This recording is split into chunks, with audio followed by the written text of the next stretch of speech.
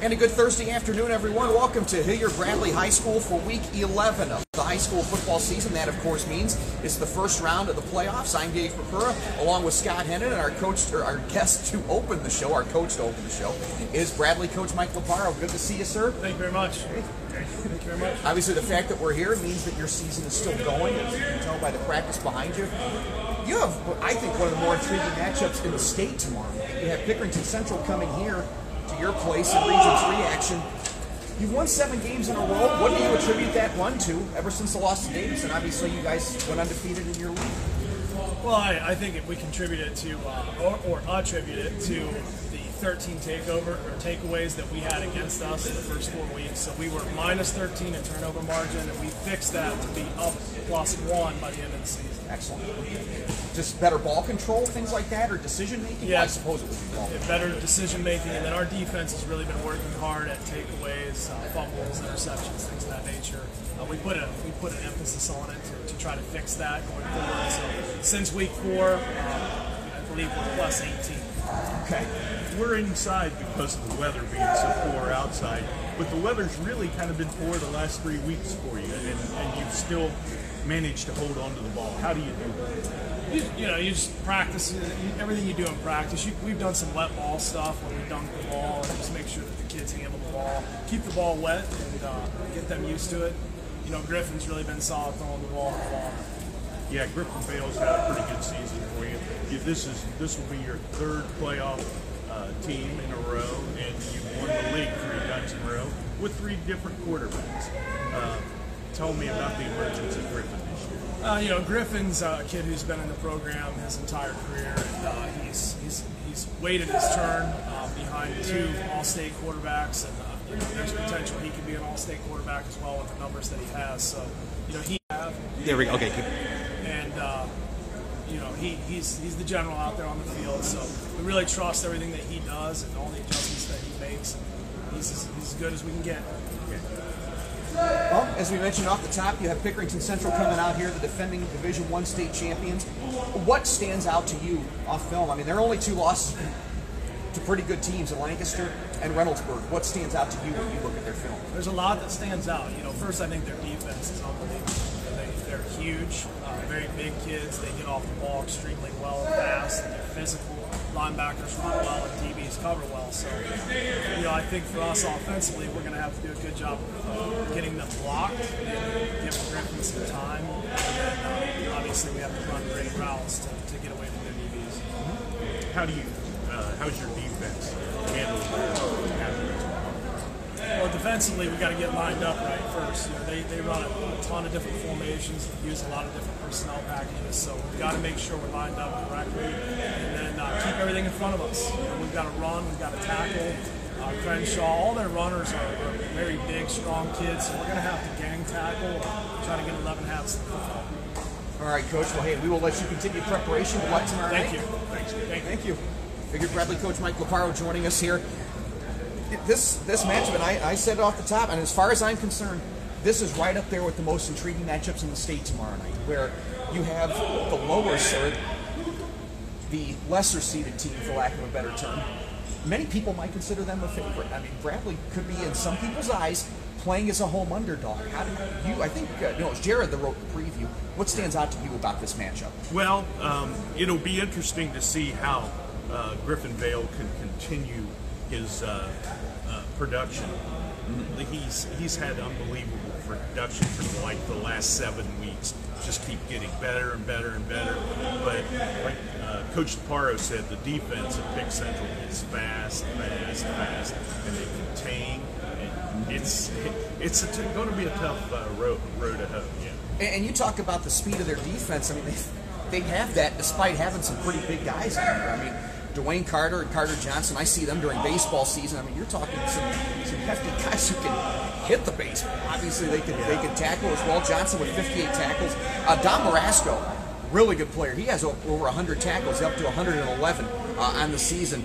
Linebacker Isaiah O'Connor has 96, and he has 7 tackles for loss. I believe he leads them in that category. So it'll be 9-1 Bradley against 8-2 Pickerington Central here tomorrow night at 7 o'clock. Steve Blackledge will have that covered for you. looking up north to Region 2, and not that far north. I mean, the line's only about 5 miles from here, probably. The first matchup we're going to talk about in that northern region is number 5 Gahanna visiting number 4 Olentangy Liberty. This is a Gahanna team that's 5-5. They lost to Pickerington North and got in the playoffs, and they're the 5 seed. I don't even know that they'd be in Region 3. But, I mean, it's just kind of the way it goes between the regions. Gahanna upset Orange last year, and now they're looking to do the same thing against Olentangy Liberty. And that may happen. Something that's really interesting about this is the ground game. Gahanna has Justice Harris at running back, and Aiden Kenley is the running back for Liberty. They're both underrated in the area. I think Justice had a really good year last season, and he hadn't got the notice that he did last year. But with the weather the way it is, the throwing game might be a little limited. So you might be looking to those running backs to carry the load for both teams, really. I wonder, mentioning that, how much of a primer last Friday might have been for the teams that are going on, because last Friday's weather was just horrendous. And, I mean, I covered a game that didn't even last 2 hours last week.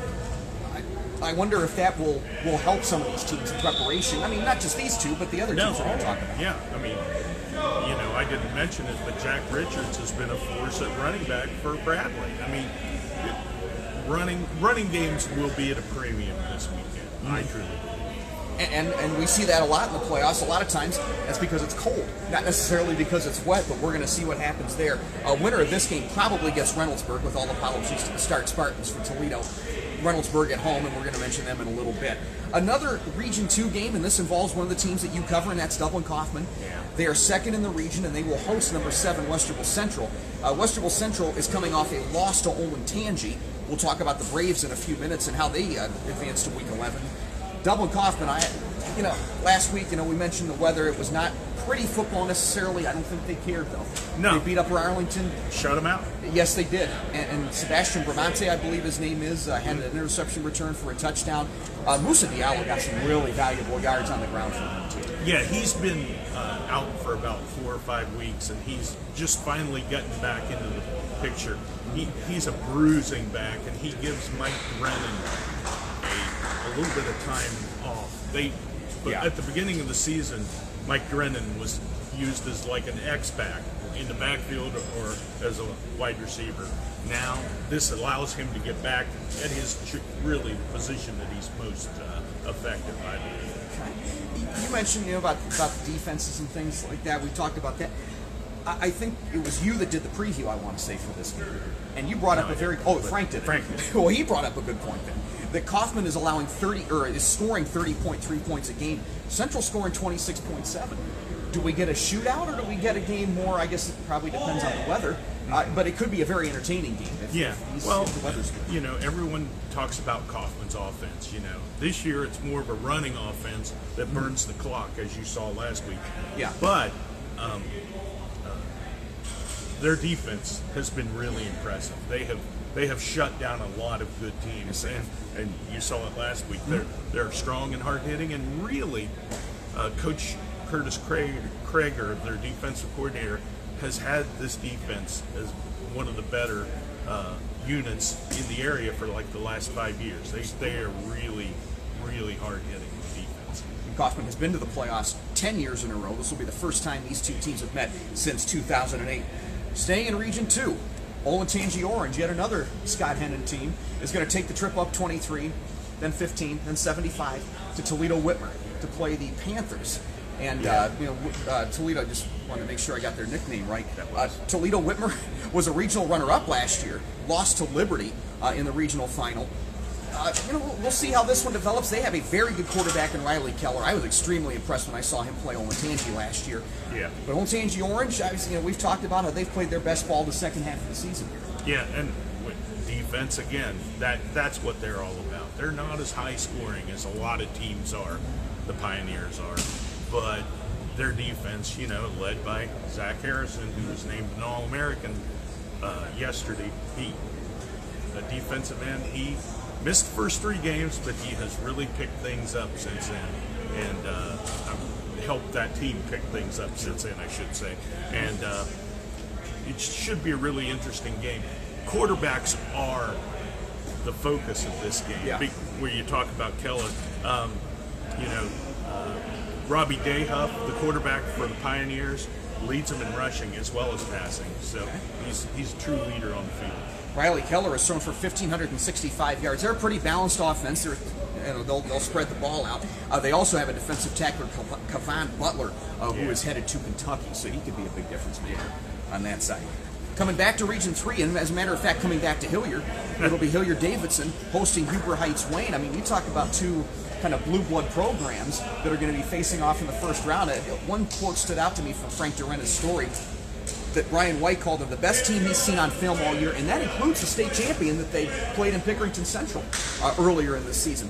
Not a surprise because Wayne is always a very talented program. Yeah, Wayne is, but I don't think this is the typical Wayne team. I think they're a little notch below where they used to be. And Davidson, don't let Ryan White fool you. I mean, their defense is just amazing, and it knocks people down, and it could be a really good game. But I kind of think the Davidson defense will, and they'll, it might only win 17-0 because they run the clock so well. But it should be an interesting game. And that is an 8 versus a 1 matchup. So I think you and I are probably in agreement that it will be better than what you think of an 8-1 matchup. Yeah. On paper. So Rashad McKee is Huber Heights Wayne's quarterback. He has passed for 1,738 yards, and 14 touchdowns. And they're pretty balanced. They have an 1,100-yard rusher. They have a 600-yard receiver. So we'll see what they're able to do tomorrow night. And of course, we've mentioned in the past that Davidson does have an ability to throw the football this year. We'll see. We'll see how much that happens. Probably not. Okay, especially if the weather isn't good tomorrow. Heading out east now in Region 7. This one is an interesting one, I think. And a lot of these matchups are this time of year, but Whitehall at Dover. Whitehall's trying to get off the schneid, so to speak. They've lost in the first round each of the past couple of years to a Bexley team that you covered 2 years ago, to a New Albany team that I covered last year. Dover probably hasn't seen a lot of athletes. Maybe they have, but I'm betting maybe not like Raymel Bird. Yeah, but Whitehall probably hasn't seen a place like Dover either. The Pit? Is that what they call it? I think so. The Southeastern and Eastern Ohio football, they're crazy out there. I mean, you turn off the lights in the town, everybody is going to be there, and probably a lot of people from New Philadelphia next door. Rooting for Whitehall? Probably, yes. So, yeah, after the loss to the Tornadoes last week. But yeah, it'll be, if they can quiet that crowd, if the Rams can quiet that crowd, that'll mean a lot. They got to come out and jump out early on. Whitehall, they have a huge offensive line, just huge, and that has to help. But they're big, and maybe Dover can outquick them. Who knows? But, I think Whitehall has a good chance if they go out there and start early. Raymel Bird has accounted for 2,463 all-purpose yards, and that's not including, all-purpose is a little bit of a misnomer because he did have a kickoff return for a touchdown in the distance of that, so it could be north of 2,500. And you know of what you speak because you went to Byesville Meadowbrook, yes. Correct? So you know about Eastern Ohio football. It could be crazy out there. Yep. We'll see. That's a little bit of a trek for the Rams in the winter. We'll face either Massillon, Washington, or Walnut Ridge next week. In Region 8, Olentangy at Cincinnati Winton Woods. And we mentioned Westerville Central a couple of minutes ago. Olentangy was 11th in the region entering the week. But things happened for them to catapult. They won, first of all, and they got a few other results that they needed, including Darby knocking off Scioto. So they were able to catapult up all the way up. Now the reward for that is they see last year's Division II state runner-up. Yeah, and maybe the Braves are getting things together at the right time. I mean, they've seemed to play great all year, but just they'd have a span, a couple of series where they would shoot themselves in the foot and end up losing. Maybe they're getting on the right track. Golly, they have the talent, though. I mean, they have a lot of talented players. Then against those winning leagues. So, we'll see how they can do. Their running back, Mayan Williams, 1,936 yards, 27 touchdowns. Their quarterback is a sophomore. I hope I'm pronouncing this, Michael or something close to that wing field, and they have a defensive lineman, Anthony Booker, who's being looked at by some major programs as well. You know, building on what you said, Mark Solis gave me a good quote on Sunday night when we talked for the preview. They played really good football 14 of the last 16 quarters, in his estimation. The big exception was the first half against Liberty, when they trailed 21-0, and they were really able to put some things together. It almost came back to win that game. So we will see what that holds in store tomorrow. You know, 8-1, you just never know. A couple others we want to talk about. Down in Division 7, Region 23, Grandview is at Bainbridge Paint Valley, and I use this because the game is going to be at Chillicothe at Hernstein Field. The field was just terrible. Well, we've seen that up here with AD. Yeah. We saw it at Pickerington. We've seen it at Big Walnut has had to move some games because it's just October, November weather on a grass field. It takes toll. You have people playing soccer. You have, all sports are being played on it. Football practices. It just takes a toll on it. Well, and there's a good bet that if Pickerington Central wasn't here tomorrow, that game may have been played at Pickerington North. If Central had the home field over Bradley, I think there's at least a fighting chance that would have happened, because that's where they had to play their last home game to end the regular season. You wrote the preview for this. Any particular keys in mind for Grandview and Paint Valley? Well, Paint Valley, they play in the Souda Valley Conference, and they ran the table. Yeah, the coach said it was the first time that they've had 4 teams make the playoffs from that. So they play a pretty good schedule. They're a running team. Coach Peters from Grandview said they want to pass the ball as much as Davidson does. So that means they don't want to pass the ball at all. So, and you've got 2 running teams, but really Grandview can pass. They've got Luke Lachey, the junior son of Jim Lachey, former Ohio State NFL player. He's quite the athlete on both sides of the ball, as a wide receiver and a defensive back, and I think he can really be a key. Plus, he can help stretch the defense and take the 9 guys out of the box. And we'll see tomorrow night. A couple others we want to mention before we get out of here. In Region 3, Hilliard Derby will travel to Clayton Northmont. We mentioned Reynoldsburg earlier. They will host Toledo Start in Region 2. Region 7, we also mentioned that Walnut Ridge is going to be at Massillon, Washington. A couple Region 11 matchups involving area teams. Athens at Hartley. Hillsborough will visit Eastmore Academy. And then there is a Saturday night game between Harvest Prep and Franklin Furnace Green. Any final thoughts before we get out of here? Reynoldsburg seems unstoppable in Region 2 going into the final. I mean, they're on top of their game. Their only loss was Gahanna. That was kind of a game they shouldn't have overlooked, but possibly they did. I mean, they've had a lot of trouble with Gahanna in the past. I don't know why they would look over. But, and that is a border rivalry. Yeah, it is. And Reynoldsburg and Kaufman are the 1 and 2 seeds in that region. So we'll see if that indeed ends up being the regional final in 2 weeks. We will be back with you next Thursday. We'll figure out where over the weekend. We'll let you know on social media. And also, the fact that we're inside kind of points to the fact that there's bad weather outside. We do want to let you know, in case you missed it earlier, that the state cross-country meet has been moved from Saturday to next Saturday at National Trail Raceway. To get more information on that, visit thisweeksports.com. For Scott Hennen, for Coach Mike LoParo, and Jared Ulrey in absentia, I'm Dave Purpura. So long, everybody.